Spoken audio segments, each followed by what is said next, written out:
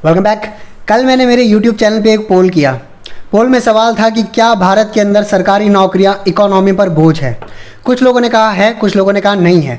95% लोगों ने कहा इकोनॉमी पर बोझ नहीं है। अपना अपना ओपिनियन है। मैं आपको थोड़ा सा सैंपल के बारे में बता दूं। सैंपल साइज़ 450 से 500 के बीच था, छोटा सा सैंपल साइज़। लेकिन जो सैंपल साइज़ देश के प्रधानमंत्री को दुनिया का सबसे ज़्यादा मजबूत इंसान करार देता है, उस सैंपल साइज़ का 1/4 सैंपल साइज़ ये भी था। खैर, मुद्दा ये नहीं है कि सरकारी नौकरियां क्या है। मुद्दा ये है कि समय समय पर कुछ लोग पिछले दिनों से आकर बोल रहे हैं कि सरकार हर इंसान को सरकारी नौकरी नहीं दे सकती। आज के नेताओं के मंत्रियों के बयान बदल गए हैं। नेता मंत्री मंच पर आकर ये कहते हैं कि आज से कुछ साल पहले एक बंदा नौकरी ढूंढता था। आज हमारी सरकार ने ऐसा अरेंजमेंट किया है कि हम लोन लेकर लोगों को नौकरियाँ दे रहे हैं। ये कुछ मायनों में सही है, कुछ मायनों में सही नहीं है। बिजनेस और नौकरी के बारे में बात करने वाले बहुत प्रखर बात करते हैं। वो कहते हैं government has no business to be in the business, which is a fact. कुछ हद तक ये बात सही है कि सरकार का काम नहीं है बिजनेस करना, लेकिन बिजनेस का अपना एक डेफिनेशन होता है। और जहाँ तक मैंने लास्ट टाइम बिजनेस का डेफिनेशन चेक किया था, उसका मतलब होता है प्रॉफिट कमाने के लिए काम करना। लेकिन सरकार प्रॉफिट नहीं कमाती, सरकार प्रॉफिट नहीं कमा सकती। सरकार रेवेन्यू जनरेट करती है टैक्स से। टैक्स के पैसे से सुविधाएं दी जाती है। सुविधाएं देने का मतलब देश के बीच में अमीर और गरीब की बढ़ती खाई को पाटने का काम सरकार का है। अगर मैं थोड़ा सा ज़्यादा रुपया रखता हूं और मेरे पड़ोसी रात को भूखा सोता है, तो सरकार का कहीं ना कहीं सोशल फैब्रिक बनाने का काम है, जिससे मेरे पड़ोसी को भी भूखा ना सोना पड़े। एक ऐसी देश के अंदर सरकार इस बात को कैसे बोल सकती है कि government has no business to be in the business, और हम सोशल वर्क नहीं करेंगे? सरकार कब तक बोझ उठाएगी गरीबों का? लिटरली पिछले 2 लॉकडाउन में कुछ बड़े बड़े डिसीजंस में से एक डिसीजन ये भी था कि देश के 80 करोड़ लोगों को फ्री खाना दिया जाएगा। ये सोशल मेंटेनेंस आपको रखना ही पड़ेगा, और यही सोशल मेंटेनेंस रख के आप चुनाव में जाते हैं कह के कि हमने घोषणा पत्र में ये किया है। इस दौर में आप प्रॉफिट कमाने के लिए बिजनेस नहीं कर रहे सर, आप बिजनेस कर रहे हैं, आप एंटरप्राइज कर रहे हैं, क्योंकि आपके देश के अंदर इस चीज़ की ज़रूरत है।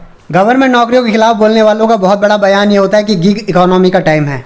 गिग इकोनॉमी यानी अगर हमें छोटा सा काम है और मशीनें पूरा काम कर सकती है, तो हमें ऐसे लोगों की क्या आवश्यकता है जिनको हम हर महीने तनख्वाह दें। एक बहुत बड़ी आवाज़ ये कहती है कि दुनिया की सबसे बड़ी कंपनी अमेज़ॉन, जो अपना खुद का एक पेन भी नहीं बेचती, वो गिग इकोनॉमी का परफेक्ट एग्जाम्पल है। जो चीज़ चाहिए सेलर से खरीदी, बायर को बेची, अमेज़ॉन ने बीच में प्रॉफिट कमाया, डिलीवरी चार्ज लिया। यही है गिग इकोनॉमी। गिग इकोनॉमी का दूसरा प्राइम एग्जाम्पल अगर आप लेना चाहते हैं तो उबर को ले सकते हैं। उबर दुनिया की ऐसी ट्रांसपोर्ट एजेंसी है जिसके पास खुद की अपनी एक भी कार नहीं है, लेकिन सिलिकॉन वैली की हाईएस्ट वैल्यूड और रेटेड कंपनी है।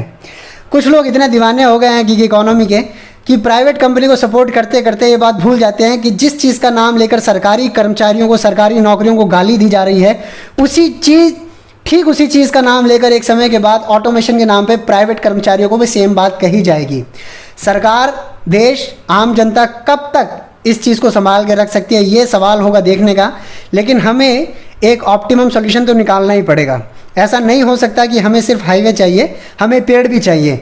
हमें तेज़ गति से दिल्ली से जयपुर तो पहुंचना है, लेकिन इसका मतलब ये नहीं है कि रास्ते में पड़ने वाले पेड़ हमें ऑक्सीजन नहीं देते। अभी तक अगर आपने मेरा ये वीडियो देख लिया है तो अब काम की बात तथ्यों के साथ आ रही है।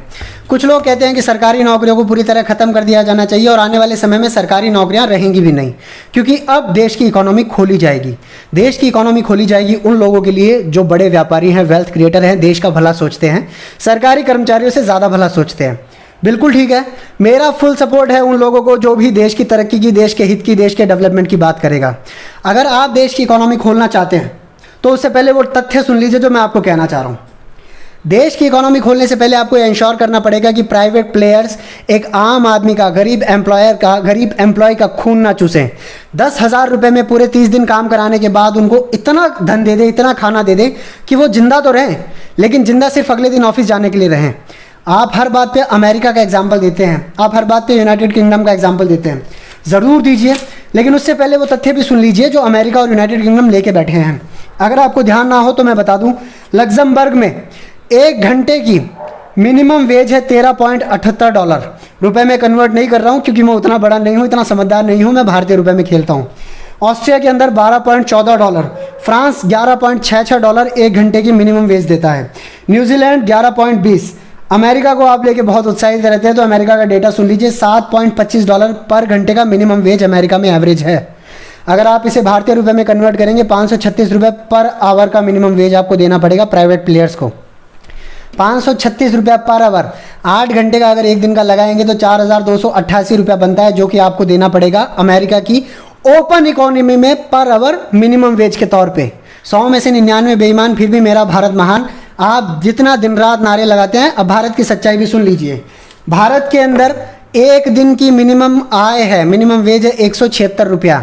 मैं 1 मिनट की बात नहीं कर रहा, 1 घंटे की बात नहीं कर रहा, एक दिन की, कम से कम 8 घंटे की मिनिमम वेज 176 रुपया। अगर आप इसे अमेरिकी डॉलर में कन्वर्ट करेंगे तो ये बैठेगा $2.36। अगर आप इसे पर घंटे के हिसाब से चेंज करेंगे 8 घंटे की ड्यूटी में, तो भारत में पर घंटे एक मिनिमम वेज का दौर है 22 रुपये। अगर आप इसे डॉलर में कन्वर्ट करेंगे तो ये बनेगा $0.30, यानी 30 सेंट्स आप भारत के मजदूर को मिनिमम वेज के तौर पे देना चाहते हैं। और आप बराबरी का सपना दिखाते हैं कि हम हिंदुस्तान की इकोनॉमी को ओपन करके अमेरिका के बराबर कर देंगे। आप प्राइवेटाइजेशन से पहले, सरकारी नौकरियों को ख़त्म करने से पहले मिनिमम वेज का कानून पास कीजिए तुरंत से पहले। उसके बाद आप इस डिस्कशन में बात करने के लायक होंगे वन ऑन वन में। बहुत सारे लोगों ने बहुत सारी बातें की प्राइवेट प्लेयर्स के लिए। कोरोना काल में कुछ मैट्रिक टन ऑक्सीजन पहुंचाने के बाद प्राइवेट प्लेयर्स दुनिया के हीरो बन गए। बहुत सारे लोगों ने इस चीज़ के ब्राउनी पॉइंट्स स्कोर कर लिए कि जो काम सरकार नहीं कर पाई, सरकारी तंत्र नहीं कर पाए, वो काम प्राइवेट प्लेयर्स ने कर दिया। लेकिन आप इस बात को भी मत भूलिएगा कि ये वही देश है जहाँ पर प्राइवेट प्लेयर्स ने कुछ समय पहले जिम्मेदारी, बंधुआ मजदूरी और सूदखोरी का काम चलाया है। आम आदमी का एक्सप्लॉयटेशन बड़े लोगों ने, वडेरों ने, जमींदारों ने किया है। और आज सरकारी तंत्र की ही मेहरबानी है कि एक आम आदमी, एक छोटा बच्चा अपने परिवार को गरीबी रेखा से बाहर लाने के ख्वाब देख सकता है। लेकिन गरीबी रेखा से बाहर लाने के ख्वाब देखना उन लोगों के लिए ख़तरनाक होगा जिन लोगों का सपना ही ये है कि हम मिनिमम वेज के नाम पर पेनीज दे दें और उसके बाद हम एक्सपेक्ट करें कि भारत दुनिया का सबसे बड़ा एक्सपोर्टर बन जाए। अब एंड में काम की बात, पब्लिक सेक्टर, प्राइवेट सेक्टर दोनों देश के लिए इंपॉर्टेंट है, लेकिन इसका मतलब ये नहीं है कि पब्लिक सेक्टर देश को खा रहा है।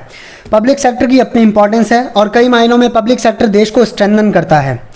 कुछ जगहों पर आप कह सकते हैं कि गिग इकोनॉमी के टाइम पे हम कॉन्ट्रैक्ट पर जॉब्स दे सकते हैं, लेकिन इस बात की क्या गारंटी है कि कॉन्ट्रैक्ट पर जॉब देना करप्शन को बढ़ावा नहीं देगा?